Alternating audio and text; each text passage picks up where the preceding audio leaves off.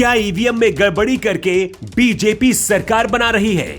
EVM में होगा घोटाला, मतदाता नहीं डीएम और एसपी बनाएंगे योगी को दूसरी बार मुख्यमंत्री। प्रधानमंत्री मोदी के संसदीय क्षेत्र वाराणसी में ईवीएम मशीनें पकड़ी गई।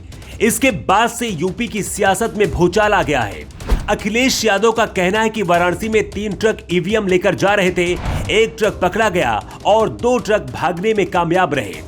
ईवीएम मशीन को लेकर हमेशा से सवाल उठते रहे हैं। तो क्या वाराणसी में ईवीएम मशीनों को बदलने की कोशिश की गई और वो शख्स कौन था जो ईवीएम मशीन लेकर जा रहा था? अखिलेश यादव के मुताबिक ये आखिरी लड़ाई है और इसके बाद जनता को क्रांति करनी पड़ेगी, ठीक उसी तरह से जिस तरह से देश में आजादी के लिए लड़ाई लड़नी पड़ी थी। सपा के मुताबिक अगर ईमानदारी से वोटों की गिनती होती है तो 10 तारीख को योगी नहीं बल्कि अखिलेश यादव उत्तर प्रदेश के मुख्यमंत्री बनेंगे। इससे पहले आपको हम इसकी सच्चाई बताएं, उससे पहले आप भी सुनिए कि आखिर अखिलेश यादव ने क्या कहा है।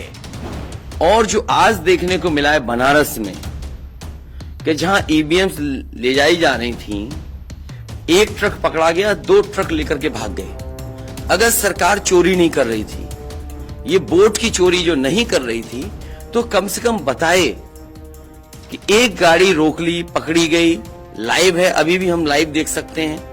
2 गाड़ियां क्यों भागी अगर कोई चोरी नहीं थी? ये जो कल एग्जिट पोल आए हैं, मैं एग्जिट पोल पर बोलना नहीं चाहता था, लेकिन जो एग्जिट पोल आए हैं वो कहीं ना कहीं परसेप्शन ये क्रिएट करना चाहते हैं कि हाँ भारतीय जनता पार्टी जीत रही है, जिससे वो चोरी भी करें अगर वो भी ना पता लगे कि हाँ चोरी हुई है। कि ये लोकतंत्र का आखिरी चुनाव है। इसके बाद तो जिस तरीके से आजादी के लिए लड़ाई लड़ी गई थी, उसी तरह की हमें और आपको क्रांति करनी पड़ेगी।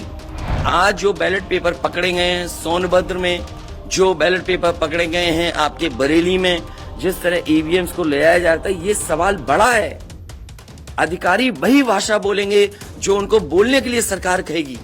साल 2006 में ईवीएम का इस्तेमाल करने वाले सबसे पुराने देशों में शामिल नीदरलैंड ने इस पर बैन लगा दिया था। साल 2009 में जर्मनी की सुप्रीम कोर्ट ने ईवीएम को असंवैधानिक बताते हुए बैन लगा दिया था। चुनाव के नतीजों को बदले जाने की आशंका को लेकर नीदरलैंड और इटली ने भी ईवीएम पर बैन लगा दिया था। वहीं इंग्लैंड और फ्रांस में भी कभी भी ईवीएम का इस्तेमाल नहीं हुआ। भारत में जिन ईवीएम मशीनों का उपयोग होता है, इसमें इंटरनेट ब्लूटूथ के जरिए छेड़छाड़ संभव नहीं है, ऐसा दावा किया जाता है।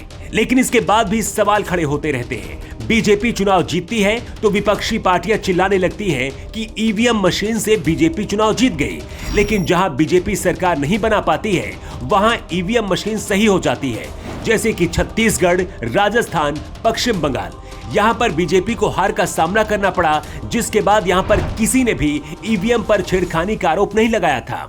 लेकिन यूपी के एग्जिट पोल आने के बाद अखिलेश यादव की हालत भी कुछ ऐसी ही होती दिख रही है। अखिलेश यादव ने प्रेस कॉन्फ्रेंस करते हुए कहा है कि 47 सीटें ऐसी हैं जहां पर बीजेपी कभी भी नहीं जीती। क्या वजह है कि बिना सिक्योरिटी के ईवीएम ले जाई जा रही हैं? वाराणसी में 3 ट्रक ईवीएम लेकर जा रहे थे, 1 ट्रक पकड़ा गया और 2 भाग गए।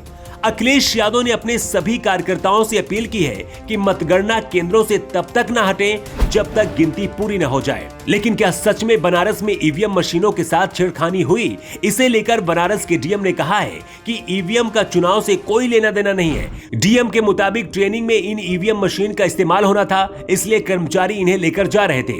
सरकार के मुताबिक गलत तरीके से अफवाह फैलाई जा रही है।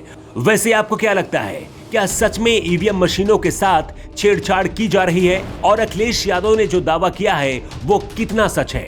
आप अपना जवाब कमेंट बॉक्स में दे सकते हैं। न्यू टाइम्स के लिए द रिपोर्ट।